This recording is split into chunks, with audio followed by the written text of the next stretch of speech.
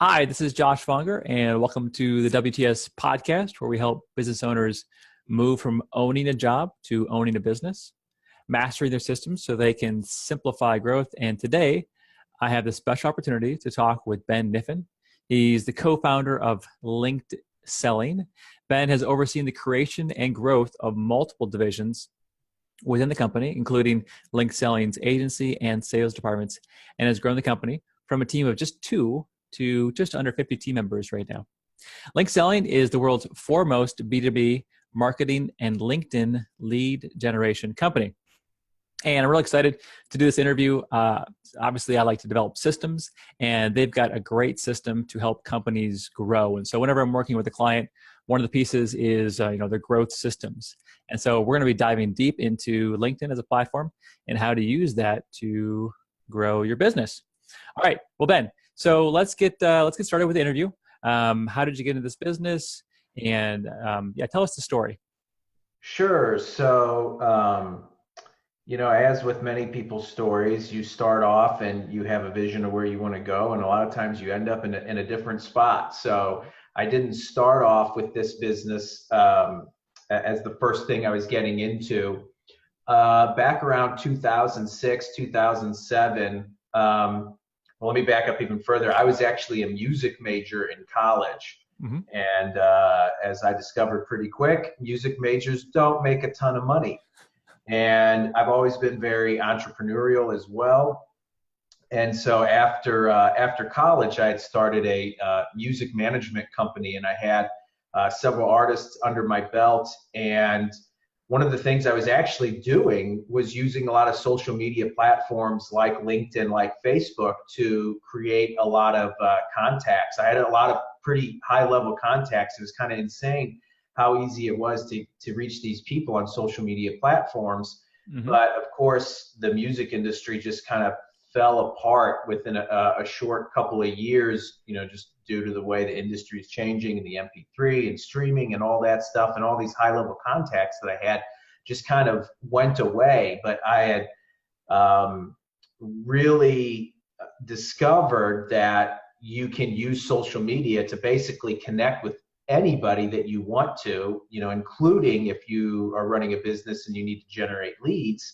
And so me and my buddy and also my business partner, Josh Turner, in somewhere around 2011 had begun doing this work for other people to generate leads for their business. And obviously I knew how to do this because I was very familiar with using LinkedIn on my own to generate relationships and leads, for some of the projects and businesses that I was working on. And, honestly, in between those two parts of the story, Mm-hmm. I had about a half dozen other projects and businesses that I was involved in trying to create. And sometimes I'm helping friends, sometimes friends are helping me. And nothing seemed to stick, but through trial and error, you learn a lot of things, and that's what ended up getting me and Josh to the place where we were able to actually create something that had, really had some legs to it and could really stick. And we were able to land a couple clients really quick right off the bat. And from there, we just started focusing on systems, processes, for everything that we could think of under the sun. Systems for selling, systems for lead generation. And from there, like you said in your intro, went from just the two of us working in a small office in downtown St. Louis to now having, I think we're just under 50 team members. I'd have to double check because it changes pretty regularly. We just hired 4 new people. That could put us over 50 now. Wow. I'd have to double check, but yeah, that's kind of the backstory to how I got to where I'm at now and how our business has grown over the years. So for those listening to it, like, what is your system to help folks? So how do they walk us through? What does that look like so that they can start to use LinkedIn effectively? Sure. So I'll even give you a little analogy that I use a lot of times, and it's 3PCM. So it's like PPPCM. You can use this little acronym. Okay. The three P's, the first one is profiling. Now, this may seem like a no-brainer to some folks, but you'll meet a lot of businesses who'll say, I help everybody with everything. I can do everything for anybody. And that's just not true. It's really important to figure out who your ideal prospect profile is, because if you don't, if you're not able to identify that, you won't be able to stand out from the competition, because there will be nothing special about you. The first step is to create that prospect profile. The second step is to position, is just called positioning. That's the second P. And positioning is everything that's, public facing that we would do for you on LinkedIn. It could be the content you post. It could mean fixing up your LinkedIn profile. You are trying to position all of your public facing material in a way that entices your prospects and brings them to you. And another thing that we commonly do for our clients is to also run LinkedIn groups. If you are just, the founder of company XYZ, no one really cares about that.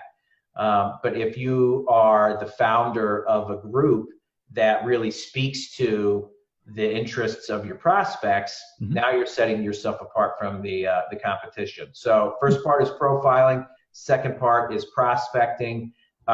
Positioning. And then the third P is prospecting. Okay. And from there, we're just taking that information from the profile and we're going on LinkedIn and we're trying to find where those people are at on LinkedIn. Okay. 3PC, the C stands for connection. You want to build a database of prospects so that you're able to draw from this database whenever you want. People wake up and they need to get sales for, right now, and they don't have a database, they don't have a list, they haven't built anything, they have nobody to market to. So it's important, once you find these people on LinkedIn, you build a database through sending connection requests. And then the last piece, which is where typically a lot of people can miss the mark, is messaging. And if you want to get on the phone with your prospects, you've got to nurture them and you've got to lead them to that phone call.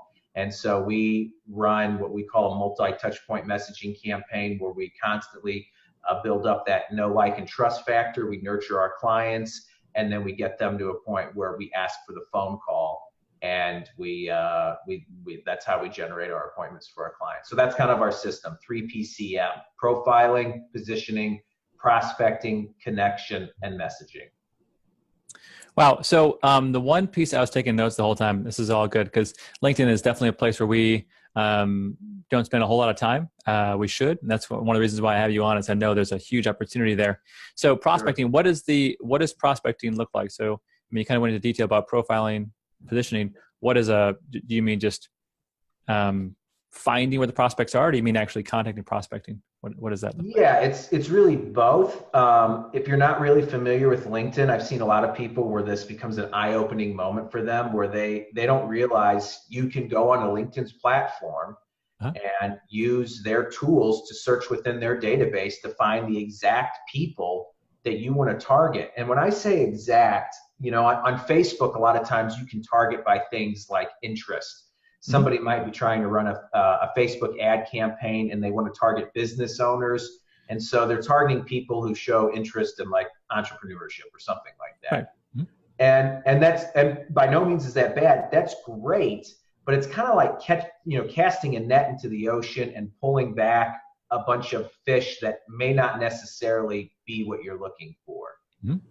On LinkedIn, you can get super specific. Let's say you want to target manufacturers, but not just any manufacturer. You're looking for people who manufacture chemicals. You want them to be located west of the Mississippi. You want them to be in a company of 200 employees or more, and you only want to target the plant manager. You can get that specific on LinkedIn. And so when you go to that, when you use that prospect profile that I talked about, you're just simply taking that information on there and trying to figure out a way to get that information into LinkedIn, so that LinkedIn will show you all the people who fit that criteria. And then you start, essentially just sending connection requests to them. You're wanting to get connected so that you can begin conversations with them and get to know them and eventually lead to appointments with prospects. Yeah, I mean, that's very laser focused. So, I was familiar with the group I first got turned on to the group, I want to say 11 years ago. So 11 years ago, some people know my story. I was in real estate development, working for real estate developers as a project manager. And as that crumbled, I realized I better grow my network because I'm going to need to find another job soon. And, that's when about 10 years ago, I got into consulting. But at the time, so tell us, like, what's changed with the platform over the last 10 years? Because some folks probably got familiar with it for a time and then stopped using it. So what is it like now? What's the transformation of that platform? Yeah, so that's a great question, because in one sense, there's been many changes, but in another sense, the core functionality has been the same. So the first thing I'd say is that, a lot of times we get branded as LinkedIn experts because we are. LinkedIn is just the tool that we use to get the job done. You wouldn't call a carpenter a hammer expert, although he is a hammer expert. The hammer is just a tool. So we're essentially B2B marketing experts, and LinkedIn ends up being the tool. So when if something about the tool changes, then we simply adapt to make the tool, essentially do what we want to do. So some of the things that have really changed over the years, there's a lot of aesthetics, obviously. A site that, LinkedIn size that's been around for as long as it has, it's going to go through site redesigns, and it's going to, the branding is going to be updated. And so things of that nature, all of a sudden, like one day you go into LinkedIn and it looks different than it did yesterday. That really doesn't, it throws a lot of people off. It doesn't throw us off because we're just simply looking to see, does the hammer still do the job at hitting the nail? And then there's been some small functionality things that have changed over the years, the way that LinkedIn has allowed you to utilize groups. They're making a big push to actually make groups a more focused feature of their platform. I'll just be specific. Years ago, you used to be able to message anybody who you shared a group with. Okay. And then they took that functionality away. The thing is that actually it made a system like ours more important, because what we teach is connecting with people and get them into your network and actually send them messages so that you can nurture that relationship and have something that's more stable than just a spray and pray methodology of like, let me just message 1,000 people and see if anything sticks. So I think LinkedIn is actually catering to the systems that we teach over time. And the other thing I would say is a lot of people have asked, what about the Microsoft acquisition? Do you worry about that? And it's like, no, not at all. Microsoft didn't acquire LinkedIn, for $26 billion or whatever it was, just to throw the tool in the trash. They're gonna grow that thing to as big as they possibly can, and I think it's going to be an even more important tool in the future. So some of the changes for the platform, they don't matter as much. With the real functionality that matters, which has been there the whole entire time, is finding your people that you want to target and being able to connect with them and send them messages, and that's pretty much been the core of LinkedIn all through.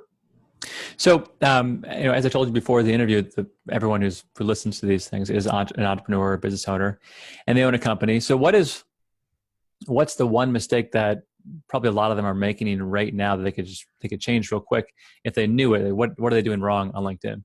Well, this is a simple answer. You mentioned this early on about systems, and systems are important to our business and our tribe, our community. We're constantly preaching systems. I couldn't help but notice while we were talking before this, some of the books that you have behind you. I think I see Traction up on one shelf, and I think maybe Scaling Up, and then I think maybe the Lean Startup. Anyways, my point is that a lot of these great business books, they all focus on systems and how important systems are in your business, and it's getting a tried and true playbook that you repeat over and over and over again.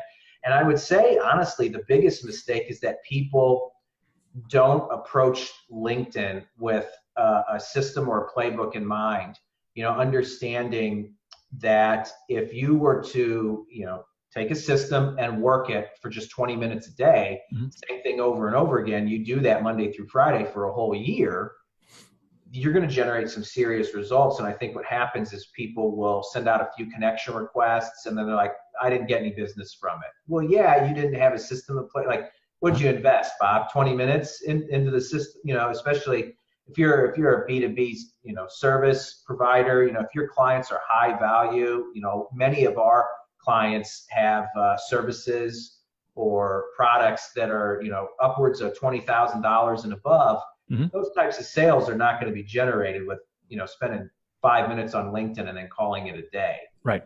So I think having a system, a playbook, like what we teach our clients and some of the students in our programs, people not understanding that is where the focus should be. The other mistake I think people make too, though, is just not understanding that the platform can actually generate a 5, a 6, even a 7-figure sale. We have had clients that have had, actually, let me think about this. We have had clients that have had 8-figure deals from LinkedIn. It is totally doable to be able to generate an 8-figure sale on LinkedIn. You have to have the type of business that can generate an 8-figure sale, but right. Without having that belief in the system, it's kind of a huge mistake to sleep on it.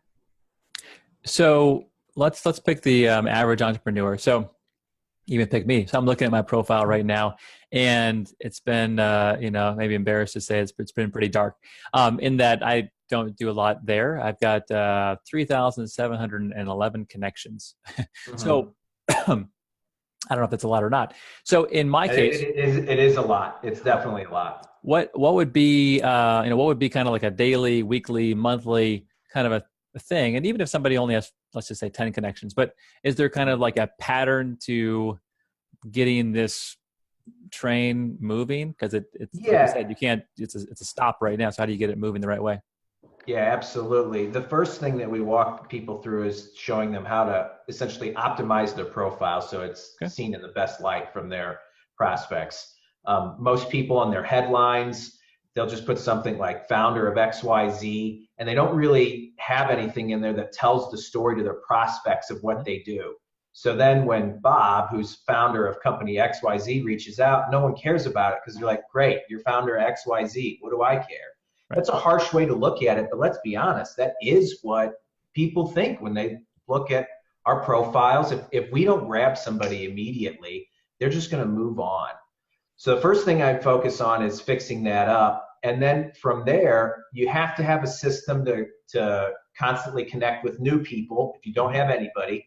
And this can be creating that prospect profile, putting it in the LinkedIn, and you might just be sending 10 to 20 connection requests a day. That might be all you have time for.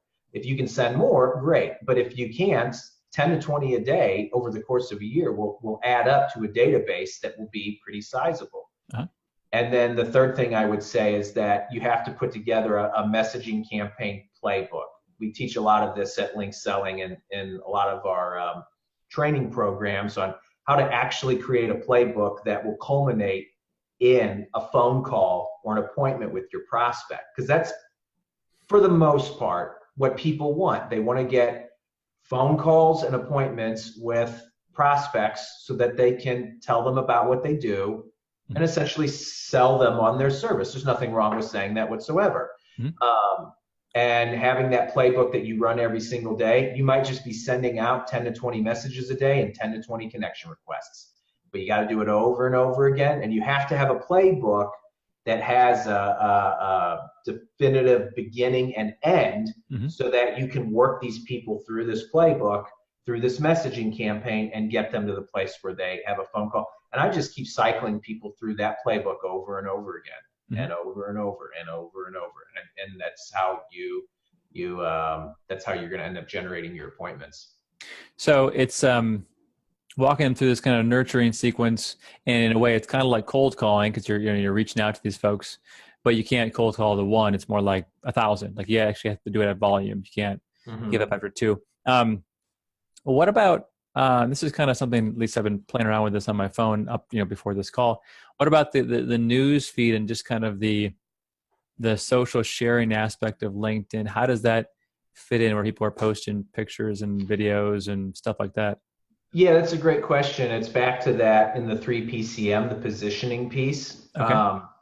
You're going to want, I'm just going to make something up. Like, I don't think you see people posting about Harry Potter too much on LinkedIn, but if you were to post about Harry Potter all day long, unless you're a Harry Potter consultant, that's not really going to speak to your target market probably. Hmm. And so people make the mistake of posting content that's interesting to them. Okay. And you got to be thinking about, what do your prospects care about? So we have a client who is like a software and application developer. He works with all sorts of types of businesses, but he focuses on manufacturing a lot. A ton of the content that we post in working for him is manufacturing content. We hardly post any like technical development content because that would only really speak to his competitors. We're posting manufacturing content because that's what speaks to his prospects. So in terms of utilizing that function on LinkedIn, you're going to want to post content probably 1 to 2 times a day. You could post a little bit more. Sometimes it's just preference. Mm-hmm. But I like to think of the content. It's not the definitive thing that moves the needle, but I like to say that it's the billboard that everybody drives by every day. And when they finally need that product or service, your name will be more readily available to them. So, because we have a diverse audience, we've got people who, are SEO consultants and roofers and people who own restaurants, and people who do digital marketing. It's a pretty wide audience that wants to systemize their business. What type of entrepreneur should actually be really spending some time on this platform? I mean, I think a lot of folks are hesitant to invest a lot of time and money unless they know, this platform is actually going to work for me. Are there any, industries where you say, yes, definitely, or other ones you say, you really shouldn't spend time here? Yeah, so you've heard me reference B2B markets a lot because obviously B2B targeting is like spot on for LinkedIn. That's not to say that B2C can't do it. So honestly, the way I answer this question is not to say, well, it's these businesses. It has to do with your targets. The first thing I would say is, are your people online? Can they be reached on LinkedIn? 90% of the time they can. Now let's say you have to be careful with how you answer that, because let's say you're just like a B2C shoe store. I don't know how many of those are left, but I'm sure there are some. You can't say, well, everybody on LinkedIn wears shoes, so I'll connect with them and just message them to come into my store. That's technically not the right play you would use. But you can use it for B2C as well.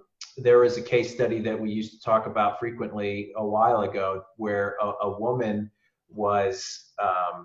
had created I'm trying to think how to, it was for diabetics who used a diabetic pump. And for women, a diabetic pump is very difficult to hide. And so it was like this fashionable sleeve that you could put the pump in. If you've ever seen these things, they're like the size of a pager. And she's not going to sell that individually on LinkedIn, but what she did do was line up a distributor and struck a $500,000 distribution deal for the product. And so what you have to ask yourself is, not only are my clients and prospects on LinkedIn, but what are the relationships on LinkedIn that will take my business to the next level? Can I target those people who I want to have relationships with on LinkedIn, whether it's clients, maybe it's JV partners, whatever the case may be? The answer is yes, regardless of your business. In many cases, it will end up being a platform that's worthy of putting your time in. Okay, so not just direct sales, but possibly strategic relationships. Yeah, that's absolutely right. Okay. I've got another question. This is maybe a sticky question, but it's one that the marketing folks that I always work with discuss is, obviously there's other platforms, right? There's Facebook. A lot of people spend money on Facebook, Google ads, and then there's Twitter, and there's Pinterest. There's all the other Instagram, other places to go where people hang out, and all those platforms have advertising. So why would someone choose? I mean, Facebook and Google are the big ones. Why would someone choose to go to Facebook And you guys do ads as well. Why would they actually spend their time there and do ads there as opposed to these other platforms? Yeah, well, one thing to realize is I don't necessarily think that these things are mutually exclusive, where if you're on LinkedIn, you can't be on Facebook or vice versa. You know, truth be told, and many of our people in our communities know this, we heavily invest in Facebook. It's a great platform. I would invest in it, but the right types of businesses will need to invest in it. For instance, like I mentioned before, if you are a business that is only targeting that plant manager from that chemical manufacturer west of the Mississippi with 200, they're not really going to be able to use Facebook. And so why someone would, in many cases, there are people who would use them together. You might have the type of business where you could use them both together. Mm-hmm. If you're going to choose LinkedIn over Facebook, the reason you would is because Facebook has more direct targeting. Somebody who's typically got higher price points to their sale is more B2B focused, and you need to set up a funnel that generates appointments, is more relationship focused. Mm-hmm. LinkedIn is probably going to be a better fit for you. I used that illustration earlier about casting a net into the ocean. That's a very Facebook type of technique. It works for many businesses. If you are a business consultant, Facebook's great because there's tons of business owners that you can target on Facebook. But if you have something that's more niche, more laser focused, a lot of times LinkedIn's going to be the route that you'll end up going. Okay. Interesting. Well, very good. I've been taking a ton of notes this whole time. I think the main thing I'm getting from this is I need to be on both platforms. We're already on Google and Facebook, but LinkedIn is a huge opportunity, and I need to set up a system before I dive into it. Otherwise, I'm just throwing things against the wall and hoping that something happens as opposed to actually turning it into a machine that my team can start to run for me.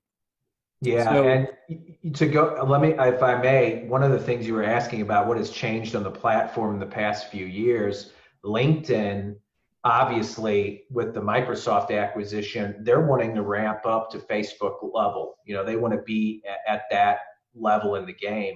Mm-hmm. And for that to happen, they have got to get their ads platform to the same level as Facebook's. And so they're pushing heavily. They've changed a lot of functionality within their ads managers, and they're just making a big push to get that part of their platform more heavily used by people. And so if you have funnels that are working for you in other areas like Facebook, there's a good chance that you can hop over to LinkedIn and get traffic into your funnel, and start having a new source to draw traffic from, which is super great. It gave me a new idea. Okay, good. I'm glad you just said that. All right, so running a little low on time, so let me kind of wrap up with a few questions. So for folks listening to this, maybe they don't know much about LinkedIn or want to learn more about your business. What would you like to leave the audience with? What's kind of a final thing you want them to at least be aware of? Yeah, I would probably, I hate to say it, it sounds like a broken record, but it's the system, right? And if at any point you're like, okay, I get it, and I've heard you touch on some things, but I don't know what the system exactly is, I tell you, just hop over to our site, linkselling.com. There's places there where you can get a lot of free material and resources from us. We also have some webinars that we run on a regular basis that dive more into those systems. But that's really the long and short of it. And having people understand that it's, again, LinkedIn, it's just a tool. And having a system that helps you figure out how to use that tool and generate leads on a regular basis is what's going to get you the most out of your time and investment into a platform. And just as a kind of a final note here, I actually connected with Ben's business partner, I want to say like 7 or 8 years ago. So these guys, Ben and his team, they've been doing this a really long time. So if you want to go somewhere to get help with LinkedIn and you want to learn, and what I like about them as well is it's not just a done for you service, or it's not just training. It's start to finish. I mean, any level of business that you're at, even if you're just starting out, I was surprised when Josh was talking about companies that literally are solopreneur startups working with you all all the way up to massive businesses. Anywhere you are in that spectrum, you can find some resources, some help there, and actually start to use that platform, which I think is great for our audience because we have quite a range. All right. Well, Ben, thanks again for sharing your wisdom. I had a lot of great notes. I'm looking forward to implementing them, and appreciate you making the time. Yeah, thanks for having me, Josh, and I hope it helps. All right. Definitely.